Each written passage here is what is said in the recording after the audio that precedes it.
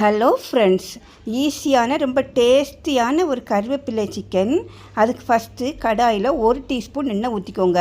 அதில் ஒரு 10 சின்ன வெங்காயம், இது மசாலாக்காக. அப்புறமா 20 பல் பூண்டு, ஒரு 2 இன்ச்சு அளவுக்கு இஞ்சி, அதையும் போட்டு நல்லா வறுத்து விட்டுக்கோங்க. கரம் மசாலா, பட்டை, கிராம்பு, ஏலக்காய், சோம்பு, ஜீரகம், மிளகு, கல்பாசி இதெல்லாம் போட்டுக்கோங்க. போட்டு நல்லா வறுத்து விட்டுக்கோங்க. மல்லி ஒரு 3 டீஸ்பூன் மல்லி போட்டிருக்கிறேன். காரத்துக்கு தகுந்தவாறு நீங்கள் எவ்வளோ யூஸ் பண்ணுவீங்களோ அந்த அளவுக்கு காரம் போடுவது அளவுக்கு போட்டுக்கோங்க. வத்தல் நான் ஒரு 7 வத்தல் போட்டிருக்கிறேன். நீங்கள் மல்லி வத்தல் பொடி இருந்தால் கூட கடைசியாக போட்டுக்கோங்க. வத்தல் மல்லி, முக்கியமாக கருவேப்பிலை ஒரு கைப்பிடியில் போட்டிருக்கிறேன். நீங்கள் அதிகமாக போட்டால் கூட டேஸ்ட்டாக இருக்கும். இதை மாதிரி நல்லா வறுத்து எடுத்து வச்ச மசாலா இது அரைச்சிக்கோங்க. தண்ணி ஊற்றாமல் அரைச்சி வச்சுக்கோங்க. அப்புறமா கடாயில் எண்ணெய் ஊற்றி கடுகும் சோம்பும் தாளிச்சிக்கோங்க.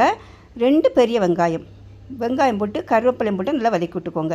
இதுக்கு தக்காளி அதிகமாக தேவைப்படாது. ஒரே ஒரு தக்காளியும் போட்டு நல்லா வதக்கி விடுங்க. தக்காளி கொஞ்சம் குழைவாக வரது வரை வதக்கிக்கோங்க. உப்பு போட்டு நல்லா குழைவாக வரது வரை வதக்கி விட்டுக்கோங்க. இதுக்கு நான் 1/2 கிலோ சிக்கன் எடுத்துருக்கிறேன். சிக்கன் போட்டு அதில் மஞ்சள் பொடியும் போட்டு நல்லா போட்டு மிக்ஸ் பண்ணி விடுங்க. தண்ணி சேர்க்க வேண்டியதில்லை, சிக்கனில் இருக்கிற தண்ணியே போதும். அதை தண்ணி வர டைமில் நம்ம அரைச்சி வச்சுருக்கிற மசாலா போட்டு மிக்ஸ் பண்ணுங்கள்.